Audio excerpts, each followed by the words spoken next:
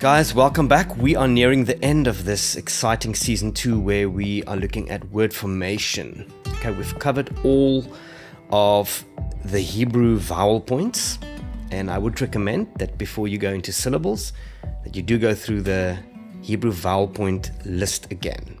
Okay, make a little chart for yourself. There will be some exceptions arising as we start reading the text and as we start dealing with the text. But today, very important, let's define a Hebrew syllable. Let's define syllables first, actually. A syllable is considered the phonological building block of a word. In other words, the smallest sounding unit that you would find within a word. Okay, it's a unit of pronunciation having a single vowel sound. Now, in Hebrew, a syllable is defined as at least one consonant plus one vowel. Every syllable has to begin with a consonant, and it has to at least have one vowel sound. Consonant, vowel.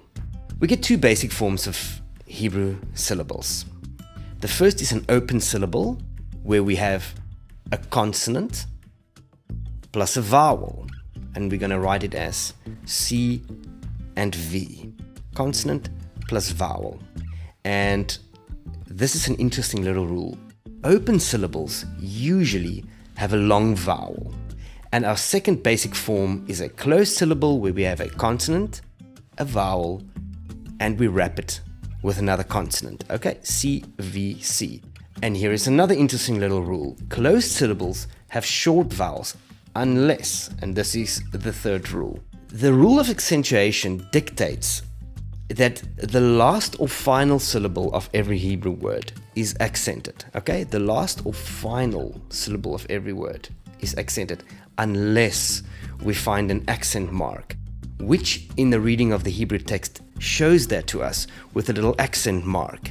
So this now becomes very interesting. The idea of why we study Hebrew syllables is for the purpose, two things, of pronunciation, but also to be able to distinguish between parent, child roots, prefixes, suffixes, and conjugations. In other words, syllables really help us to pronounce and to spot root words and all their additions and all their conjugations. So three things to wrap it. We have open syllables consisting of a consonant and a vowel. We have closed syllables consisting of a consonant, a vowel, and then wrapped by a consonant. And then thirdly, the rule of accentuation says that the final or last syllable of every Hebrew word contains the accent unless there is an accent mark that indicates differently. Let's look at a couple of examples.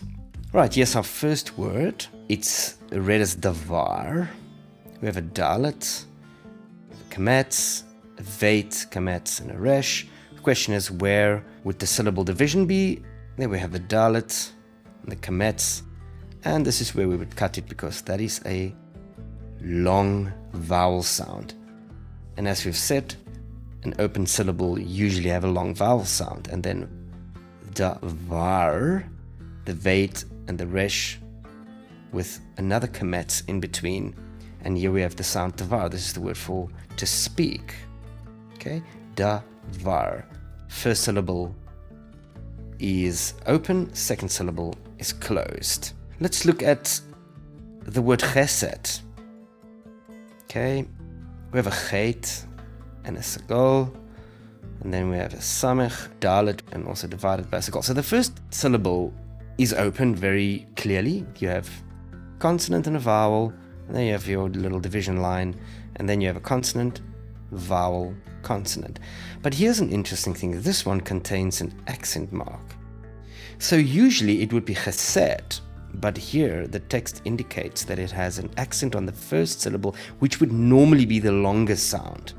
But because it is an accent on the first syllable, it is pronounced as chesed.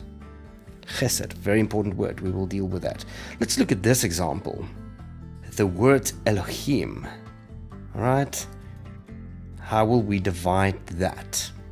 So we have an aleph, and then a composite schwa, a short S sound, and then the lamet, or the cholam, and then we have a hey, and the chirek yod, and a mem sofit. So how would we divide that?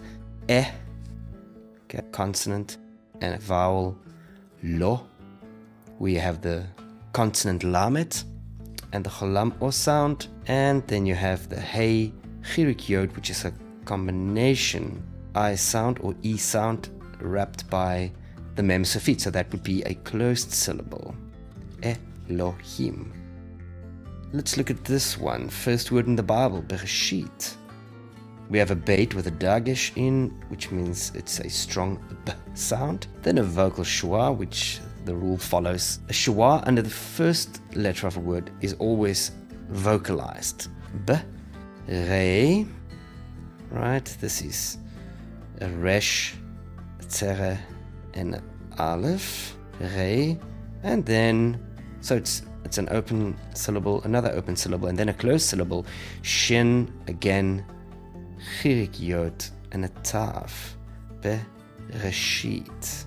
Then we have the word devarim, which means words in Hebrew. You have a dalet with a dagesh forte, which means it's a strong d sound, another vocal schwa, and those two together form an open syllable.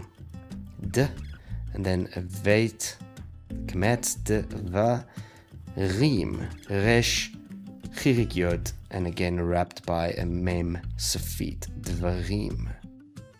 Those are some examples of how we will treat words and how we will divide them into syllables. And remember, the rules are you get an open syllable, consonant, vowel, then you get a closed syllable, consonant, vowel, consonant, and then the rule of accentuation, which is also very important for pronunciation. Usually the last or final syllable is accented unless there is an accent mark.